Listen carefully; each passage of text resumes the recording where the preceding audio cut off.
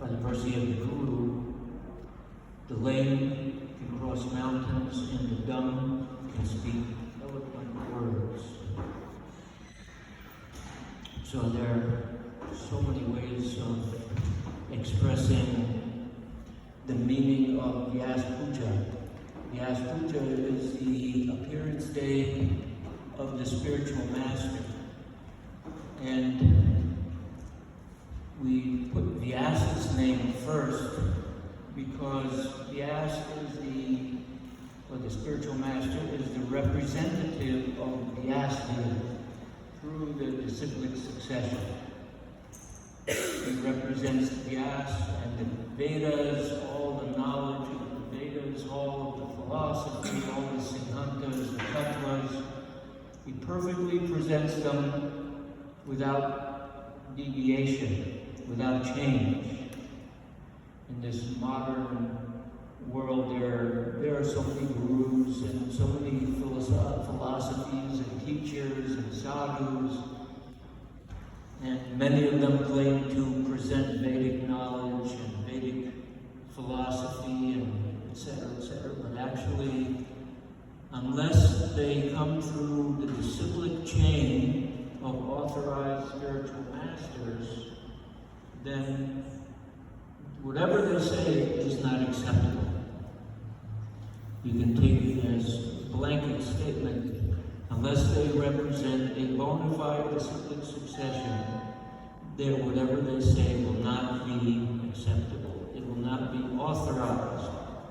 Just like we go to college, to school, we learn from authorities about different subject matters, reading, writing, arithmetic, more advanced subjects, engineering, how to be a lawyer, how to be a doctor. We have to go through the authorized process in order to reach or attain that goal. There is an authorized process. If you don't follow the authorized process, you're called a quack. You're a quack. You're phony. So, if it's so difficult on the material level to achieve a certain goal in a certain field, what to speak of spiritual knowledge? Spiritual knowledge is not available just by our speculation, by our thinking processes, or even by experience, and certainly not from unauthorized teachers. So Vyas Puja celebrates the birthday, the appearance day of the spiritual master, who is the representative of Vyas and all Vedic knowledge. And that's Srila Prabhupada is the founder Acharya of ISKCON, who is representing the parampara. Evam parampara praktim timam raja rishyo vidu sakaleha mahata yogo nashtat parantatha.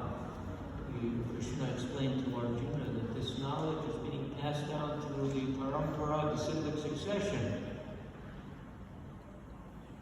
And similarly later, tadvidhi pranipatena pariprashnena sevaya upa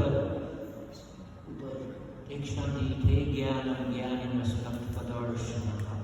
One should approach a bona fide spiritual master, render service and inquire from him, and thus he can learn the truth. So this is the process of learning the truth. And Vyas Puja celebrates the spiritual master who has brought us the truth. Srila Prabhupada, this is his Vyas Puja day. So we celebrate, we thank him, we're grateful to him for bringing us the genuine Vedic philosophy, Vedic understanding of the Supreme Personality of Godhead through the disciplic succession. There's another verse. Yasya devi parabhaktir yatha devi tadhavalo tasya ite yatha yarta prakashante mahatmana. This verse says that one who has implicit faith in the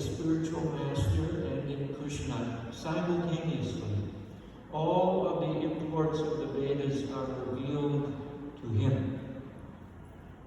That doesn't mean one shouldn't read or study the philosophy. But by reading and by studying,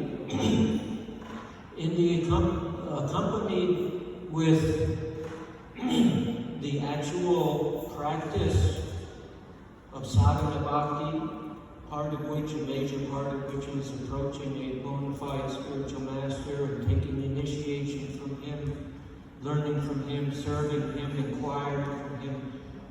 Both sides of the path have to be there. So implicit faith in the spiritual master and the Supreme Personality of Godhead, Krishna, and all of the imports of the Vedas, whatever you've learned by reading, by hearing, it becomes revealed in the heart. Tene Brahma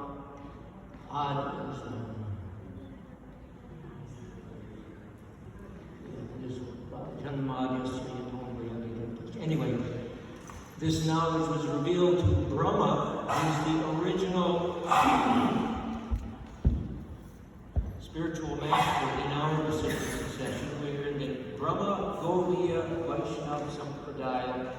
So this knowledge was revealed to Lord Brahma, the creator of the universe, in his heart. Tene Brahma Hridaya Adhikavaye Guhyanti Surya. Through his heart, Krishna revealed everything. Krishna was also his guru. He didn't have another guru, but Krishna revealed everything in his heart. And Krishna also confirms that in the Bhagavad Gita. Kesham Sadhana Yuktanam Vajakam Purvakam Dadami Bhuviyogam Tamyenamam Upiyanti Te. To those who are constantly devoted and worship me with love, I give them the knowledge by which they can come to me. And the next verse after, out of compassion for them, I, dwelling in their hearts, destroy with the shining lamp of knowledge the darkness born of ignorance. So this is the process of spiritual life.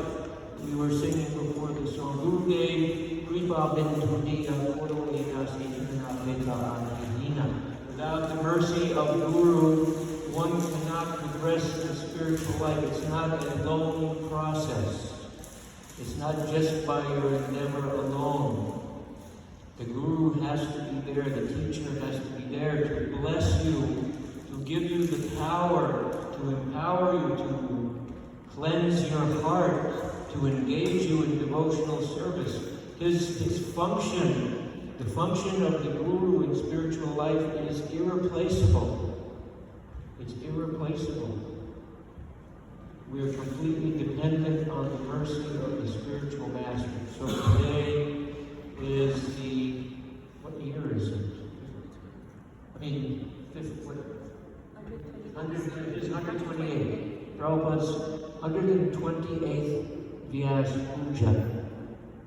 And he came to America in 1965, started preaching, and stayed with us for 12 years, traveled the world, brought Krishna consciousness to every part of the world, initiated over 5,000 disciples, wrote so many books, Bhagavatam, Chaitanya Charitamrita, Bhagavad Gita, Ishopanishad, Nectar of Instruction, Nectar of Devotion. He's given us all this knowledge, given us all his mercy. He's just bestowed this mercy upon us without our even asking, without our even looking. However, those who found him and who are continuing to find him, they are specifically blessed. It said in the Chaitanya Charitamrita that when you're ready to receive the Guru, Krishna will send you the Guru. When you're ready to receive the Guru, Krishna will send you the Guru. Even if you're in this room, if you're not ready to receive it, you won't receive it. Krishna has to send you the Guru. And by the mercy of the Guru, Mercy of Krishna, you get the Guru. And mercy of the Guru, you get Krishna. We're going to sing a song to Srila Prabhupada. Sri Guru Sadma Jahara Prasade Bhai Eva Vatari Hayai Krishna Prapti Hoy Yaha.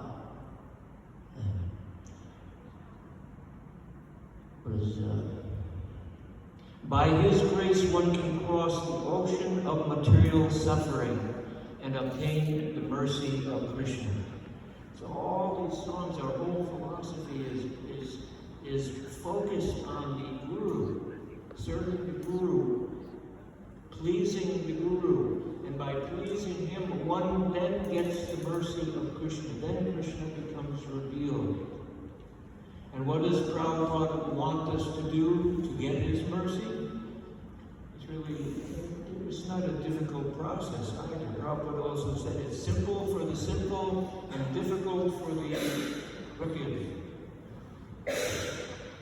We're all crooked to one extent or another, but simple for the simple, difficult for the. Prabhupada asked us, he gave specific instructions to certain disciples to do certain things, but for the mass of devotees and those who are initiated by his followers, his disciples, the basic process is to chant the Hare Krishna mantra. Hare Krishna, Krishna Krishna, Hare Hare, Hare Rama, Rama Rama, Hare Hare. Follow the four regulated principles: no illicit sex, no gambling, no meat eating, no intoxication.